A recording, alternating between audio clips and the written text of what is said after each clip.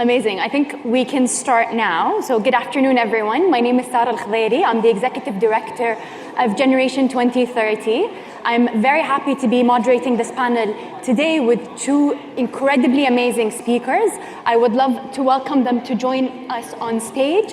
The first is Basel Salem, who is the visionary CEO and founder of Gastronomica.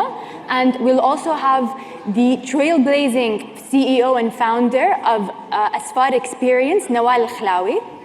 They can join us on stage. So our panel today is about the food and beverages market in the MENA region. And we've got two amazing profiles. Your work over the past, I'd say, 2 decades has been quite amazing in this sector. And Nawal, with sort of your new venture that's a few years old, I think we've got an amazing case study of what the sector looks like, but also the cultural element of cuisine and how those two things come in together.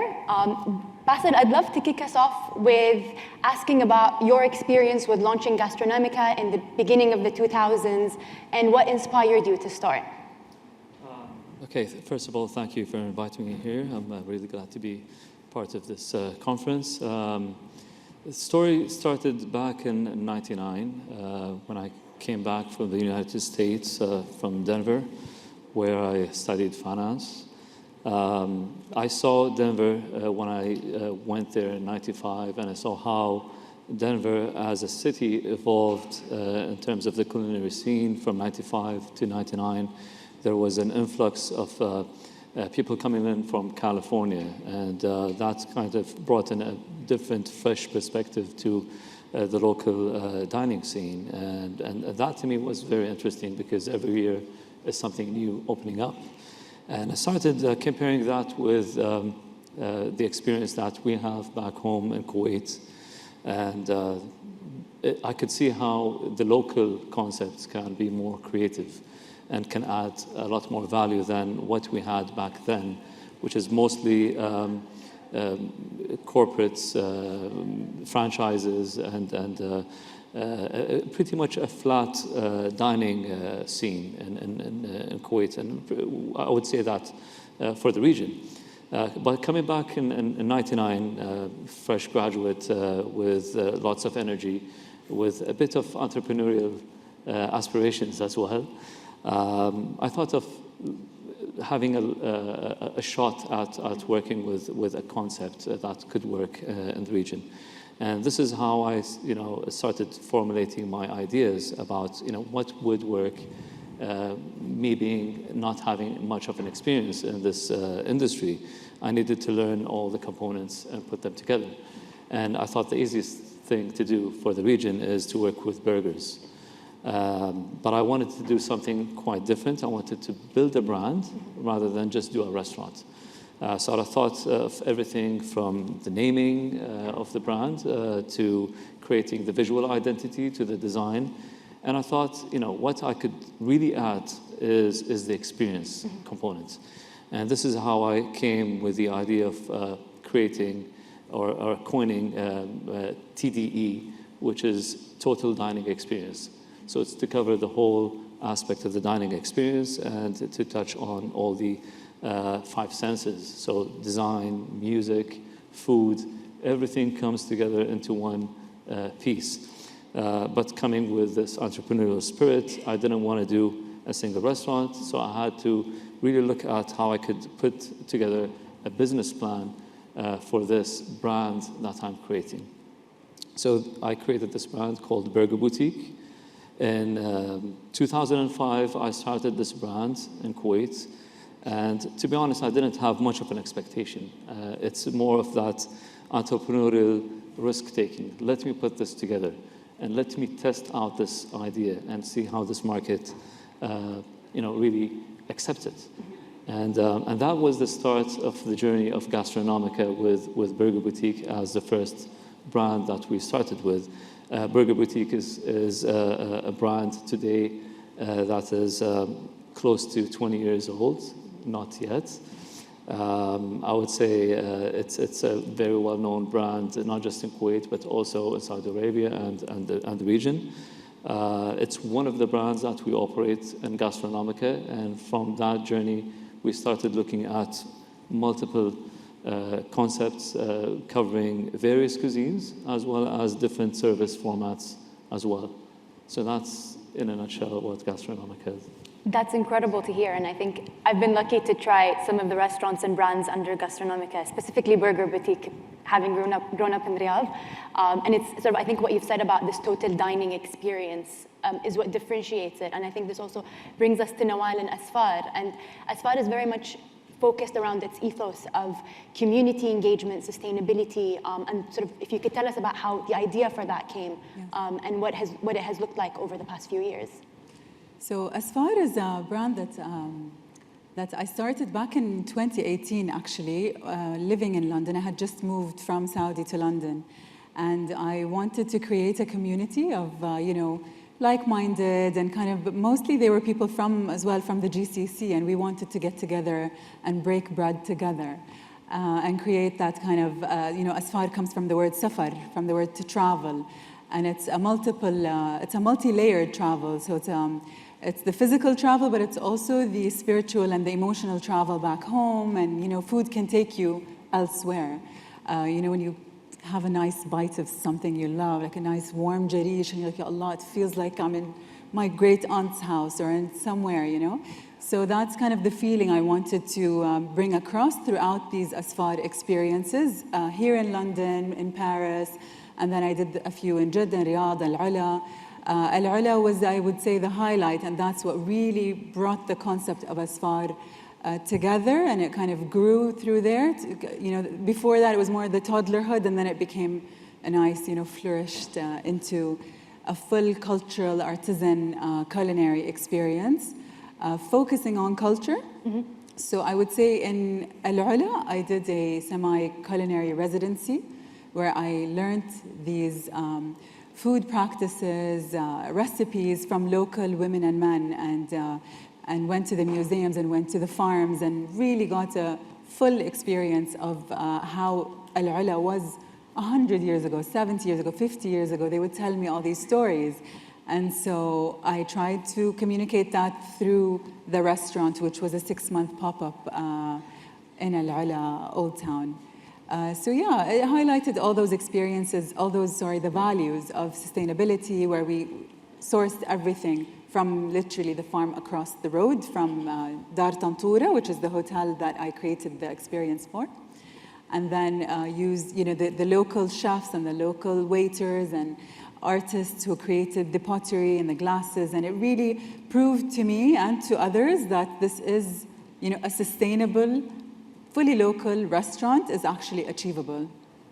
That's amazing. And what you were just saying now, one of the brands that you've mentioned when we were speaking before also is very much inspired by sort of your time during COVID. If you could tell us a bit more about that. Right. It was so fascinating to hear about.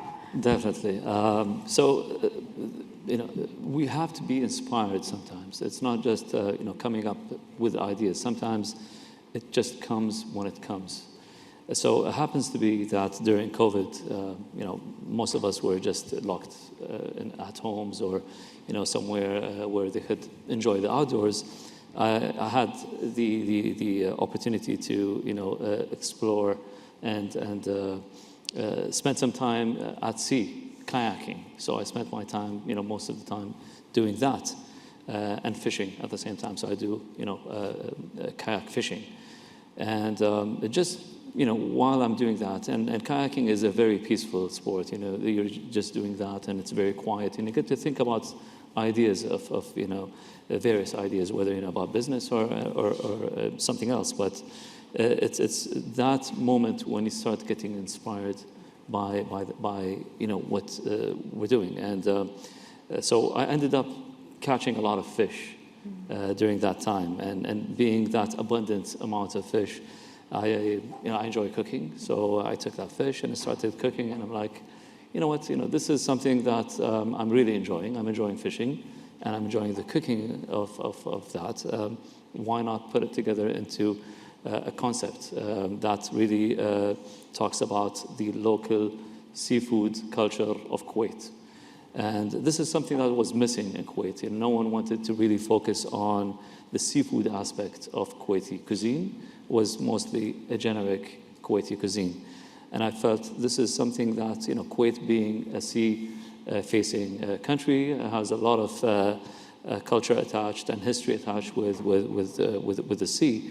I wanted to really bring that into perspective and focus on creating this concept, which I called Midar. So, spending a lot of time during COVID, I thought about, what is this concept about in terms of cuisine, in terms of, what is the service format, and how do I really think about the whole experience? Because, TDE, this is what I do. I have to think of the whole holistic approach to the concept in terms of the design, the music that I want to have in the restaurant, the kind of food, and how fresh should this food be. Obviously, being seafood, it has to be ultra fresh. It's coming from the market on a daily basis. I wanted to integrate some of the local fishermen into the network as well, as much as possible. It's a bit challenging, but that was also one of the objectives that I wanted to have. Thinking of the design, I wanted to really focus on the golden era of Kuwait, which is the 60s and 70s, because that was the post-oil era of Kuwait, that there was a lot of introduction of ingredients. There was an abundance of different, there was an influx of expats coming into Kuwait. So there's a lot of influences as well. Some of the dishes is like biryani is an Indian dish, but it became part of the every home's menu and how to introduce that as well as part of the seafood menu. So I thought of a specific era of Kuwait, tied that with the music, tied that with the architecture and design, as well as the menu, and created this concept. Now, I know nothing about whether people would accept this or not, but this is part of the risk-taking that at this stage I could do. And alhamdulillah, it did very well. It's still doing very well. I think the idea of focusing on the local cuisine and incorporating something that is a local ingredient, which is the seafood that we have, is very important, and it's part of the storytelling for the brand. That's really incredible to hear, and it makes me think about some of the other brands. So we've now heard the experience of sort of the creative side of creating Madar, but what about sort of other sort of concepts when they were coming to be? So for example, Burger Boutique, when it opened in Riyadh like 20 years ago almost, and then now White Robata, which opened a month ago, I think, in Riyadh. Like, what's the contrast between these two experiences? Because I think the F&B sector has been evolving, and so I'm sure, and also like as Gastronomica is growing and it's reached where it is today, how has that experience differed? Well, to be honest, I mean, I have to balance between, having a business and a brand that is very consistent, and at the same time, there is that evolution in the business, as well as that creativity that I have to bring in. I really enjoy creating concepts. I love putting things together and creating a concept.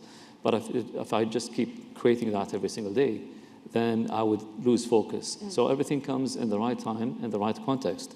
So, one of them is White Robata, as you mentioned. This is the second unit, the first one being in Kuwait, but the second one recently launched in Riyadh a month back. But the story of White Robata is quite different. I've never done Japanese. I never intended to do it, but it was one of those spur-of-the-moment decisions when I saw that a location that I took at the Opera House in Kuwait was really something that was not really fitting with Burger Boutique as a brand. I really wanted to do something that's much more elevated. So, and I signed off the lease as Burger Boutique. I didn't really sign it as a White Robata. But then I decided to really do something different and challenge myself and to really elevate the whole concept. But my experience tells me that I really need to understand the local palate, how to localize Japanese food in a way that is still commercially viable, but at the same time has an element of experimentation. And that's the story of White Robata. White Robata has been awarded as part of the 50 World's Best, which is the most prestigious list in the world.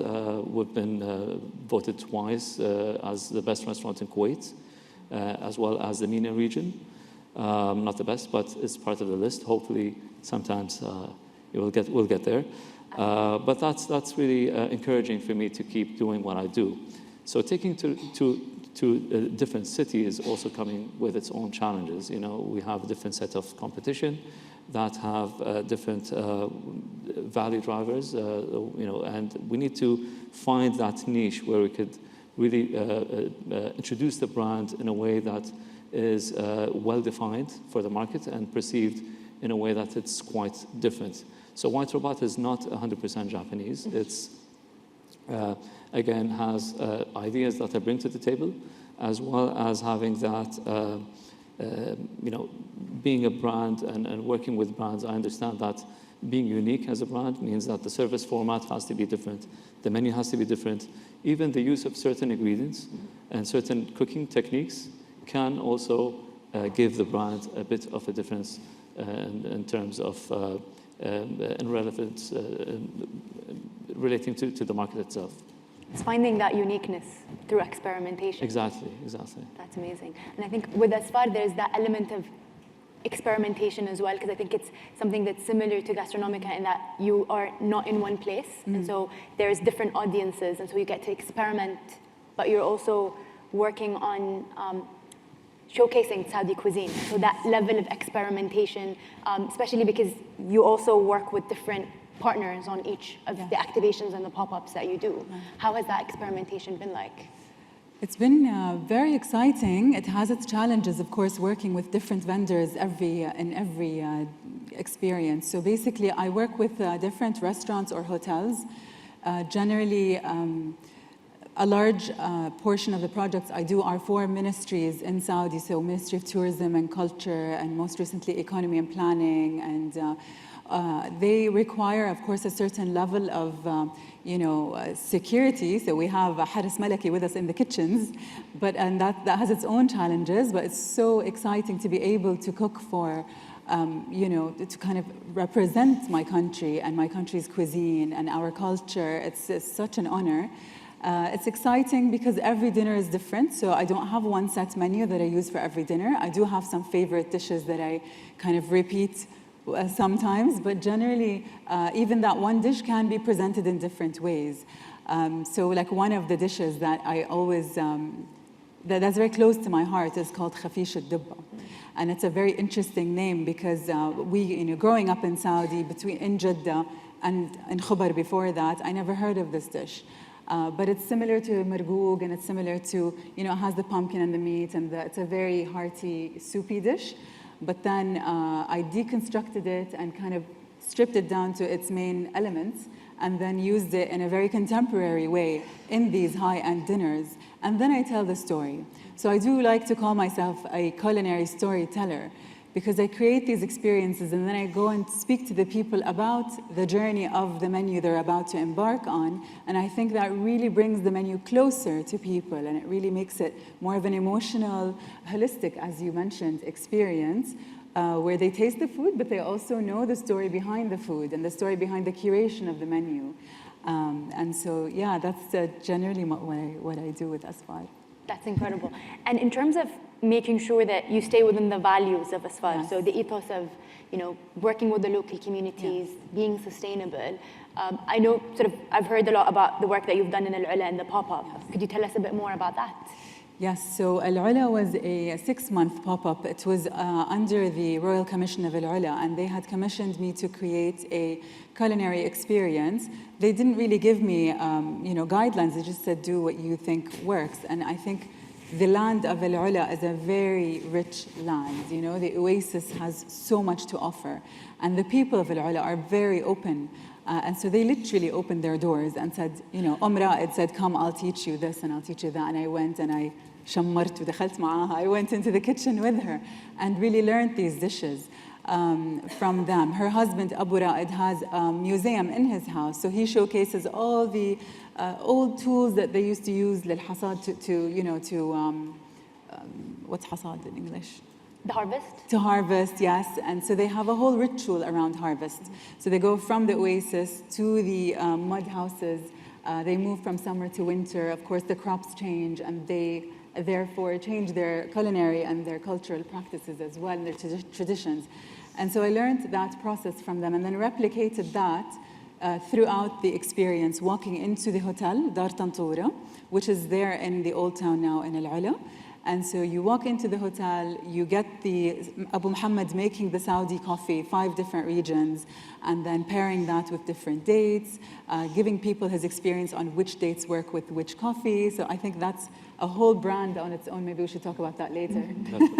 Creating a brand. We're seeing where it starts right here. Yeah. There you go. Coffee and date pairing is something, unheard of, I think, in our region. And I think it's there's a lot to do. You have like someone to test it on if you want. Yes, I'm happy to test that recipes. I'm sure people will volunteer as well. You won't sleep for weeks after that tasting, but it should be, I think it'll be worth it. Yeah. So there's a lot that we have treasures in our culinary heritage in Saudi and in the GCC. I think there's a lot that we can still, it's a very fertile ground for us to then innovate and create and then empower locals to also, because we can't do everything ourselves and we don't want to. Right. We want to bring in the community. We want to bring in the people who have, so many home cooks make delicious food and just need to kind of package it well, reach the right audience, and this can really open up a lot of doors, whether it's for chefs, for farmers, for artisans. We need the OSMEs, we need the plates and the cups as well. So we can really create. That's really my dream, and what I'm working towards